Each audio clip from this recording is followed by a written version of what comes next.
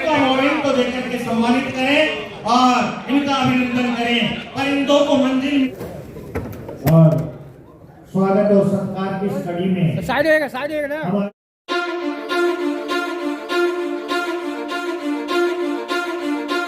आप देख रहे हैं क्राइम लाइव टीवी। दोस्त ये गुलाम नहीं है, ध्यान रखिएगा। ये क्रांतिकारी आदमी है और आपको स्वयं लगा होगा जब वो भाषण दे रहे थे तो ये गुलामों की जंजीरों में बंधने वाले लोग हैं।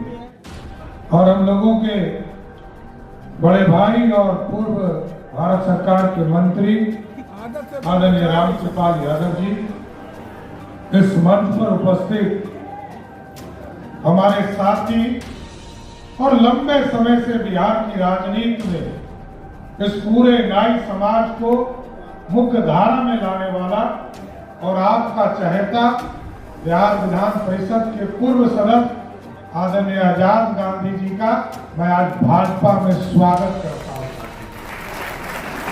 और इस पूरे कार्यकारिणी में सभी सदस्यगण और सामने बैठे सभी भाइयों, बुजुर्गों, नौजवान साथियों, छोटे छोटे बच्चों, माता एवं बहनों, आज साथियों ये अत्यंत ही महत्वपूर्ण दिन है और आप भारतीय जनता पार्टी की सदस्यता आप लोगों ने ग्रहण किया, मैं हम लोग स्वागत कर रहे हैं।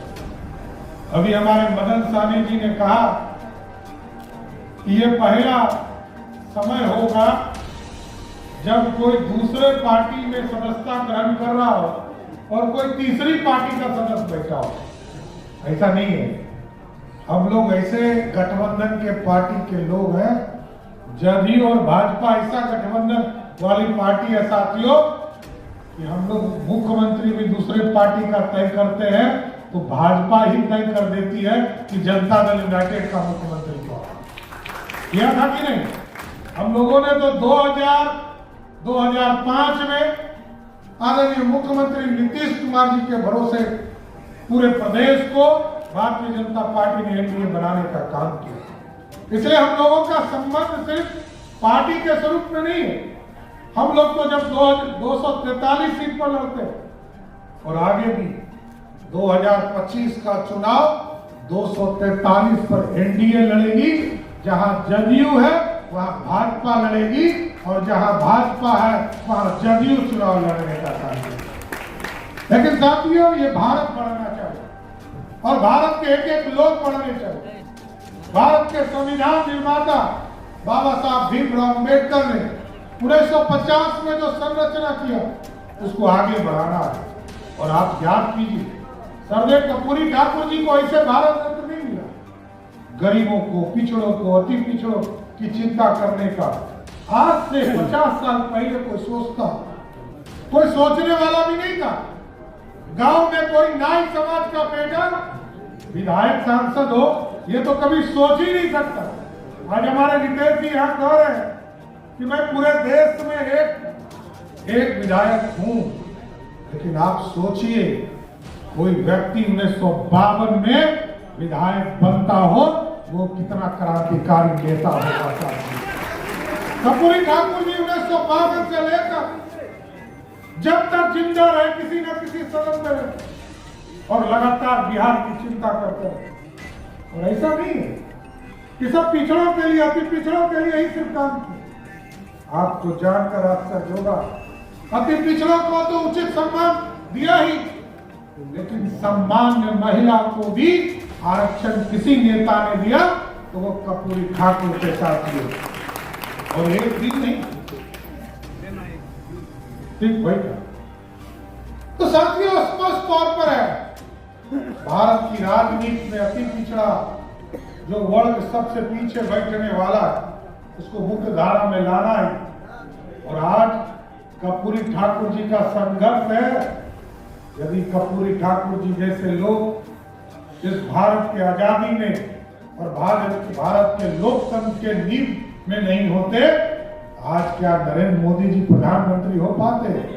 आज यदि प्रधानमंत्री कोई अति पिछड़ा का बेटा है तो वो सरदेव कर्पूरी ठाकुर जी के दिखाए गए रास्ते पर चलने के लिए इसलिए साथियों, और भारतीय जनता पार्टी, यह जो जनता दल यूनाइटेड का संबंध है साथ, यह स्पष्ट तौर पर 1977 में भी साथ में ही काम किया।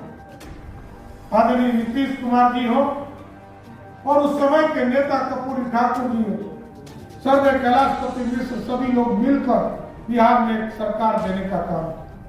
1990 में जब पहली बार मंडल कमीशन आया सर और देश में आरक्षण की व्यवस्था भी किया गया, कोई कांग्रेस पार्टी आरक्षण का समर्थन नहीं कर रही थी। यही भाजपा अपने 83 सांसदों के साथ इस देश में आरक्षण मंडल कमीशन लाने का काम कर रही। इसलिए स्पष्ट है हमको किस रास्ते चलना है। लेकिन साथियों, स्पष्ट तौर पर यही कहूंगा, बहुत लंबे समय से आप लोग कार्यक्रम में चला रहे हैं कि इस समाज को आगे बढ़ाना है, गांधी जी के सपनों को साकार करना है। और गांधी जी का सपना साकार तभी होगा हमारा जब भाई आजाद गांधी भी सपने को साकार करने के लिए थे। इसलिए आज साथियों, प्रधानमंत्री जी स्पष्ट तौर पर कहते हैं ये विकसित भारत बनाना है। साथियों, दुनिया की तरफ हम देखते थे, दुनिया हमारे तरफ नहीं देखता। हमें चौथा वर्ल्ड कहा जाता था, आज दुनिया में हमारी धमक है साथ। हम दुनिया के 5वें इकोनॉमी के तौर पर खड़े हैं। भारत बढ़ रहा, भारत श्रेष्ठता की ओर जा रहा है। और आप सोचिए, जिस अंग्रेज के पीछे चला करते थे, उसी अंग्रेज को हराकर हमें 11वें स्थान से 5वें स्थान पर पहुंचे। इसलिए आज सभी लोगों का मैं फिर से स्वागत करता हूं और कहता हूं कि आज से 2000 वर्ष पहले इसी मगध ने सपना देखा था और भारत को सोने की चिड़िया बनाया। अब भारत की सोने की चिड़िया बनाने की जरूरत नहीं है साथ, क्योंकि यदि सोने की चिड़िया हम बनाएंगे तो दुनिया कमजोर बूझेगा, कोई आतंकी आएगा हमको लूट कर चला जाएगा। अब मेकिंग इंडिया के तहत सोने का शेर बनाना है जो दुनिया में दहाड़ने का काम कर सकेगा। इसलिए आज इस नारी महासभा के लोगों को हम पूर्ण आश्वस्त करते हैं। हमारे पार्टी के अध्यक्ष आदरणीय दिलीप जी अपनी बातों को रखेंगे, लेकिन भारतीय जनता पार्टी आपके साथ खड़ी है और आगे भी समाज को मुख्य धारा में लाने का काम भारतीय जनता पार्टी करेगी।